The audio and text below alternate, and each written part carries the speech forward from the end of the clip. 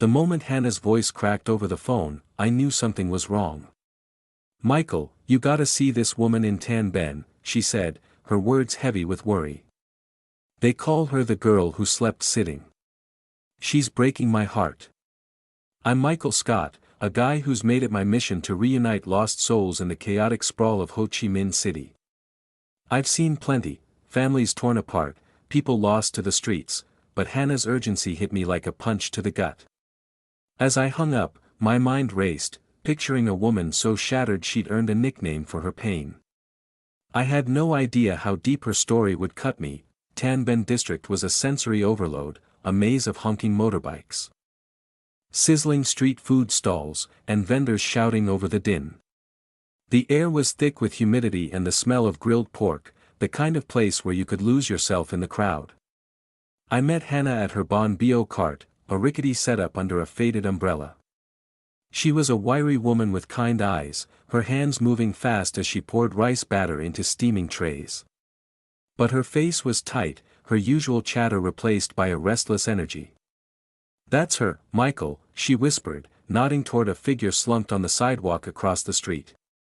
"That's Abigail." Abigail. The name didn't fit the broken woman I saw. She was about 40, her frame so thin it seemed the wind could knock her over. Her black shirt was stained, clinging to her like a second skin, and her hair hung in greasy clumps. She sat upright against a concrete wall near a security post, her knees pulled to her chest, staring at nothing. The girl who slept sitting. The nickname hit me hard, conjuring images of sleepless nights and a mind too tormented to rest. Hannah leaned in, her voice low. "She's been like this for a month. People say she got played by some guy, stole her motorbike, a vision, and left her high and dry. Then her husband took their 3 kids and just vanished. Betrayal." The word sank into me like a blade. I knew what it felt like to have your trust ripped apart, to wake up one day and find the people you leaned on had turned to ghosts. Years ago, a friend I trusted like a brother sold me out on a project we'd poured our hearts into, leaving me to pick up the pieces. That wound never fully healed, and now, staring at Abigail, it throbbed again. Her story wasn't just a sob story, it was a mirror, reflecting every raw, jagged edge of being abandoned. My chest tightened as I watched her. Her stillness a scream louder than any sound. How do you survive when the world you built crumbles, when the ones you love most leave you to drown? Hannah's hands trembled as she handed a customer a plate, her eyes never leaving Abigail. "She won't take money, Michael. Not a dime, 50,000, 100,000 dong, doesn't matter. She screams, runs, like it's poison. But she'll eat my Bon Bo. Only mine." That detail gutted me. Abigail, lost in her own mind, still clung to some shred of trust, and it was Hannah's kindness she chose. It was a flicker of hope, but it also broke me. Why Hannah? What made her safe when the rest of the world was a threat? I wanted to shake Abigail, to beg her to let me in.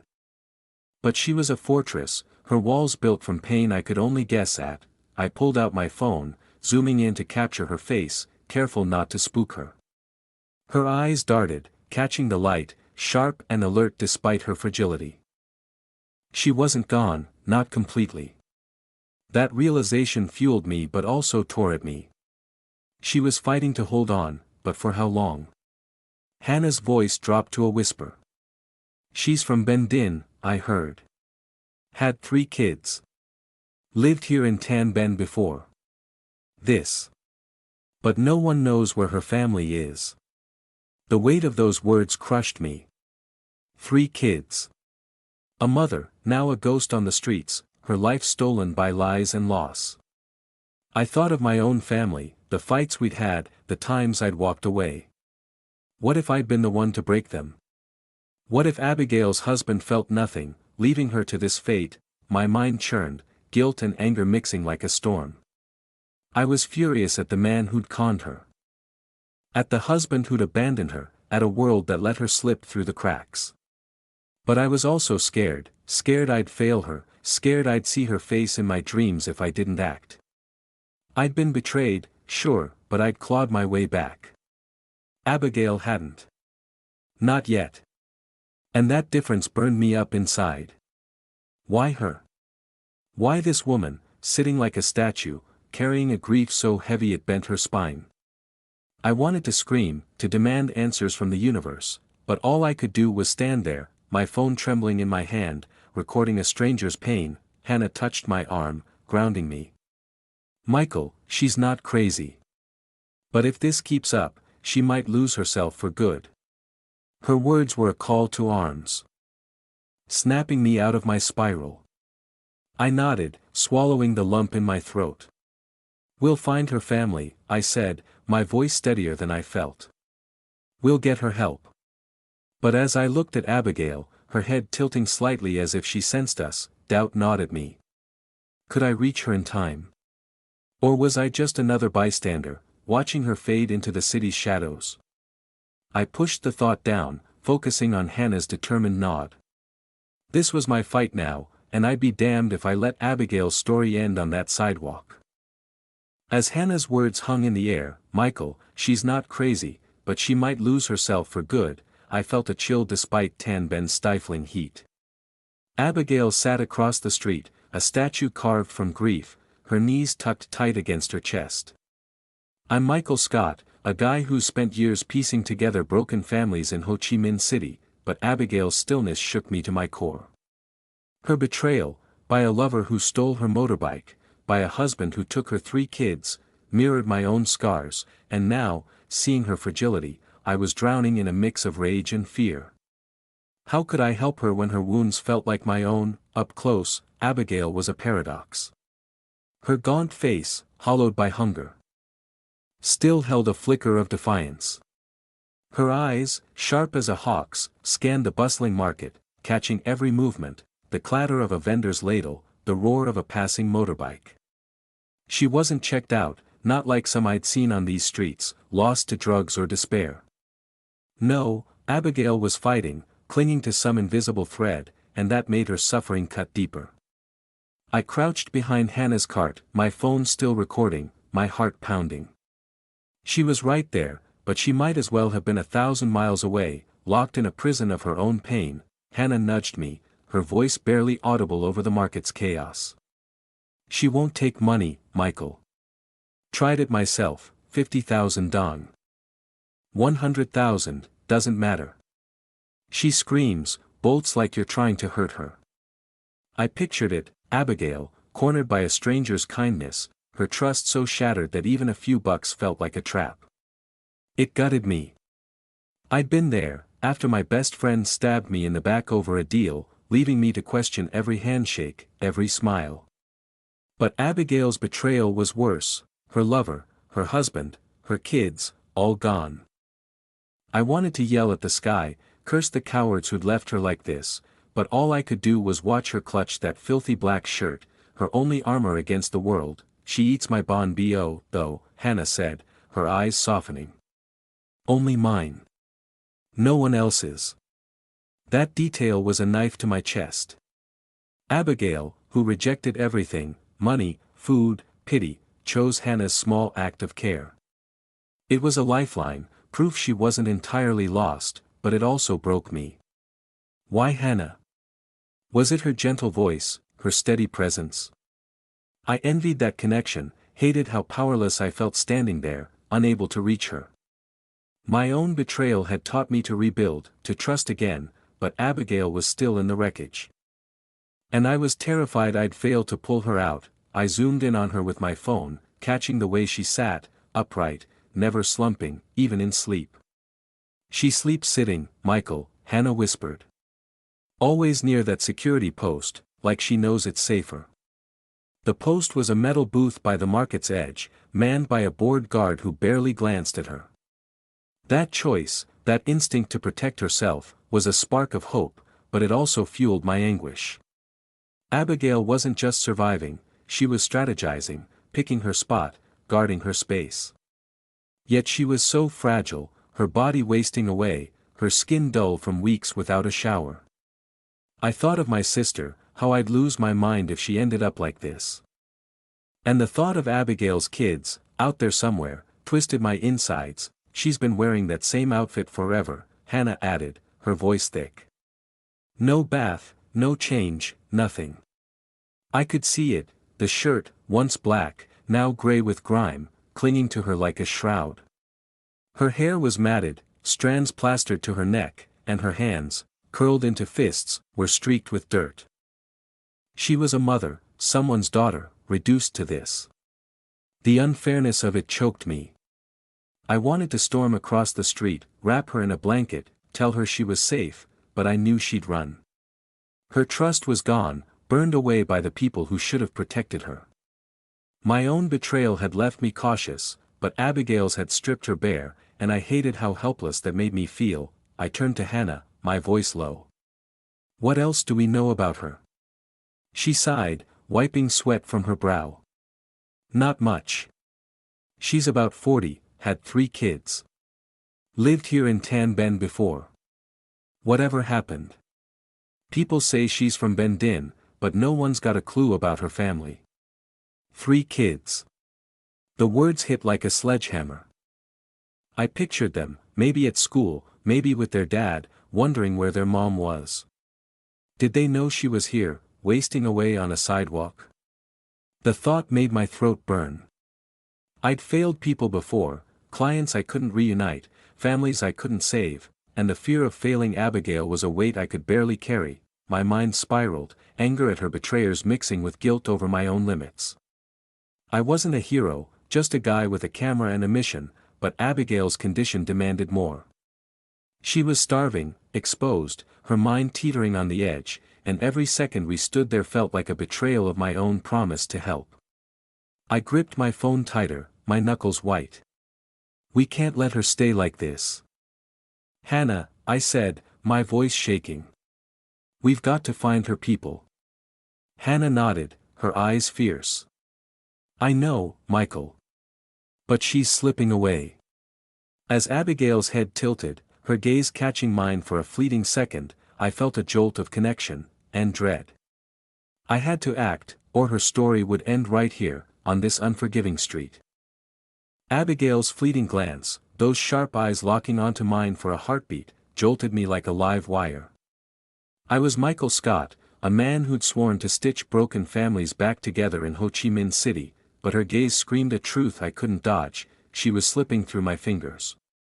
The Tan Ben market roared around us, motorbikes snarling, vendors haggling over fish and mangoes, but Abigail was a silent epicenter, her pain a gravity I couldn't escape. Hannah's warning echoed, she's slipping away. My gut churned with rage at the lover who'd conned her, the husband who'd stolen her kids, and now, at myself. Could I even reach her before she was gone for good? I shoved my phone into my pocket. The weight of her story crushing me. Abigail's betrayal wasn't just a headline, it was personal. Years back, a friend's double-cross over a business deal left me reeling, questioning every bond I'd ever trusted. That scar still ached, but Abigail's wounds were raw, bleeding out on this sidewalk. Her refusal to take money, her choice to eat only Hannah's bon bo, it was a defiance I admired and a wall I feared I'd never breach. I turned to Hannah, her face etched with the same desperation I felt. We've got to try something, anything, I said, my voice rough. She can't stay like this. Hannah nodded, but her eyes flicked to Abigail, who'd shifted, her hands tightening around her knees. I tried snapping pictures, Michael, she said, her voice low. Got nothing but blurs. She bolts if she sees a camera, like she's scared of being seen. That hit me hard. Abigail, hiding from the world, wasn't just protecting herself, she was erasing herself. I pictured her kids, maybe laughing at a school playground, oblivious to their mom's collapse. The thought twisted my insides, reigniting the betrayal I'd felt when my friend left me high and dry. I'd rebuilt, found purpose in this work, but Abigail was still in freefall, and every failed attempt to help felt like I was betraying her too. Let's get closer, I said, my heart racing. I stepped out from behind Hannah's cart, the market's chaos swallowing my footsteps. Abigail was 20 feet away, near the security post, her posture rigid. I moved slowly, like approaching a wounded animal, my camera off to avoid spooking her. Up close, her condition was worse than I'd thought, her skin was ashen, her fingers trembling as they clutched her grimy shirt. I wanted to scream at the universe. Demand why someone's mom, someone's daughter, was left to rot like this. But as I inched forward, her head snapped up, eyes wide, and she scrambled to her feet, ready to run. I froze, hands raised, my voice soft. "Hey, it's okay. I'm not here to hurt you." She didn't scream, didn't bolt, but her stare was a blade, cutting through me. For a second, I thought she'd speak, but she backed away, disappearing into the crowd. My chest ached, guilt and frustration crashing like waves. I'd pushed too hard, too fast. Back at the cart, Hannah's face was grim. "Told you, Michael. She's like a ghost, here, then gone." I clenched my fists, hating how right she was. Abigail's trust was shattered. And my eagerness had just widened the gap. I'd seen betrayal break people, but hers was a living wound, and I was terrified I'd only made it worse. "Let's try something else," I said, forcing calm I didn't feel. "Give her some money, Hannah. Say it's from you." Hannah pulled out a crumpled 200,000 dong note, her hand steady despite the tension. She approached Abigail, who'd returned to her spot, sitting as if nothing had happened. "Here, take this," Hannah said gently, holding out the cash. Abigail's eyes narrowed, and she shook her head, her voice a low rasp. "No. I don't want it." She took a small plate of bon bo from Hannah instead, eating slowly, her movements deliberate. Hannah returned, her shoulders slumped. "Same as always. Food, yes. Money, no." That refusal was a punch to my soul. Abigail wasn't just surviving, she was choosing. Holding onto some shred of control in a world that had robbed her of everything. It reminded me of my own stubborn pride after my betrayal, refusing help until I could stand on my own. But Abigail's stakes were higher, her kids out there somewhere, her life unraveling. I wanted to grab her, tell her I understood, that I'd fight for her, but her walls were iron. My own failure stared me down. Could I even help someone so deeply hurt, or was I just another do-gooder she'd outlast? I leaned against Hannah's cart, the smell of steamed rice batter grounding me. "We need to film her, Hannah. Not up close, her walk, her shape. Something her family might recognize." Hannah nodded, but her eyes were wary. "We gotta be careful, Michael. She's sharp, notices everything." I knew she was right. Abigail's alertness, her choice to sleep near the guard post, showed a mind still fighting, but it also meant she'd spot any misstep. My heart pounded with the weight of it. Her betrayal had stripped her bare, but her strength was still there, fragile and fierce. I had to honor that, not blunder in like some savior. As the market buzzed, I wrestled with my doubt. I'd let people down before. Families I couldn't reunite, and the thought of Abigail's kids never seeing her again was a knife in my chest. "We'll come back tomorrow," I told Hannah, my voice firm despite the storm inside. "Noon, less traffic. We'll get what we need." But as Abigail ate, her eyes scanning the horizon, I felt the clock ticking. Her betrayal had broken her, but mine, failing her now, would haunt me forever if I didn't act fast. I scanned the market, desperate for leads. "Who else knows her?" I asked. Hannah pointed to a banyut stall, where a middle-aged woman was slicing rice noodles. "That's Lynn. She's seen Abigail around." We crossed the street, dodging motorbikes, the air thick with humidity. Lynn's hands moved fast, but her eyes were soft when I mentioned Abigail. "She's been here a month, maybe," she said. "Sits by that tree sometimes, under the shade. Never talks, just watches." The tree, a gnarled banyan, was a quiet corner in the market storm. Abigail choosing it felt deliberate, another sign of her sharp mind, but it also broke me. She was hiding, fading, and I was running out of time. Back at the cart, I paced, my mind a tangle of frustration and resolve. Abigail's kids, her roots in Ben Din, her life in Tan Ben, it was a threadbare map, but it was all we had. "We're missing something, Hannah," I said, my voice raw. "She's not just a drifter. She's someone's mom, someone's daughter."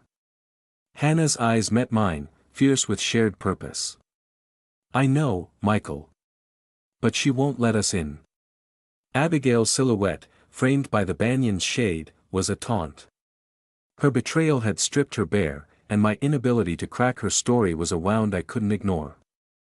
I'd lost people before, families I couldn't reunite, and the thought of Abigail's kids growing up without her was a fire in my chest. I had to keep digging, or her pain would bury us both.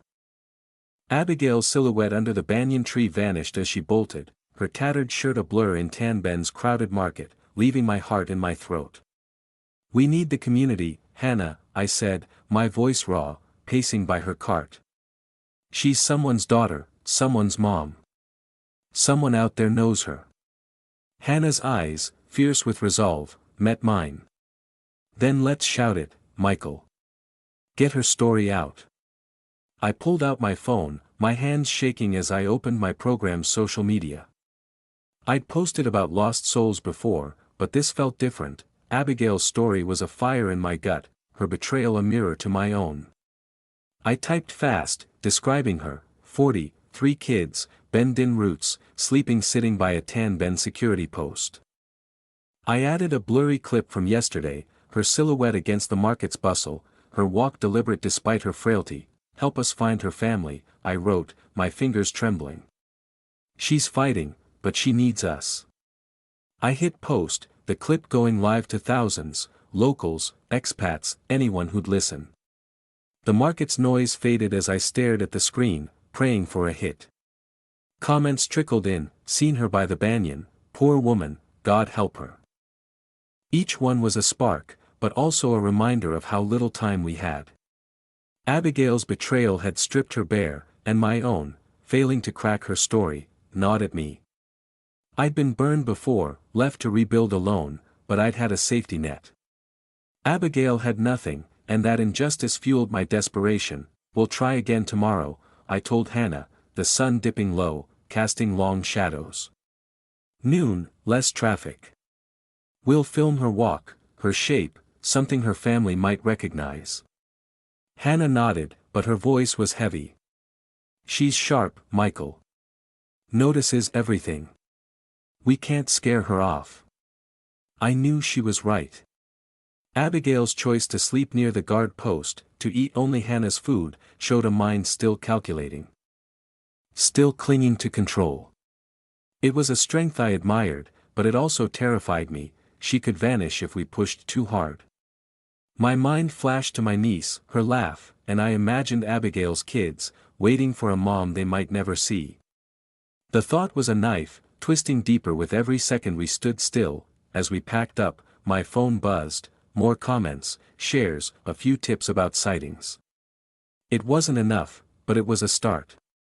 I looked at Abigail, now a shadow under the banyan, her eyes scanning the horizon.